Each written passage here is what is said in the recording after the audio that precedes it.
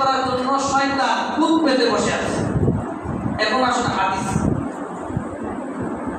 হাদিসের মধ্যে, এটা মুসনাদে আহমদের মধ্যে আসছে, আবু সাঈদ খুদরি রাদিয়াল্লাহু তাআলা আনহু তিনি বলেন যে আমি আল্লাহর রাসূল সাল্লাল্লাহু আলাইহি সাল্লামকে বলতে শুনেছি যে শয়তান আল্লাহ সুবহানাহু ওয়া তাআলাকে বলে যে ওয়া ইজ্জাতিকা ওয়া জালালিকা, হে আল্লাহ তোমার ইজ্জতের কসম, তোমার সম্মানের কসম, তোমার জালালের কসম করে আমি শয়তান বলছি, লা আবরাউ উবরি বনি আদম, আমি বনি আদম সন্তানদেরকে কষ্ট করতেই থাকবো, করতেই থাকবো, করতেই থাকবো।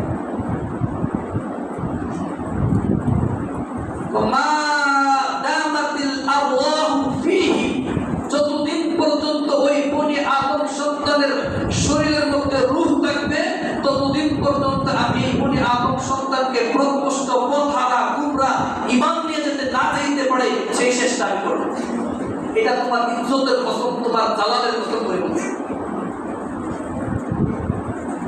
আল্লাহ সুবহানাহু ওয়া তাআলা বলেন,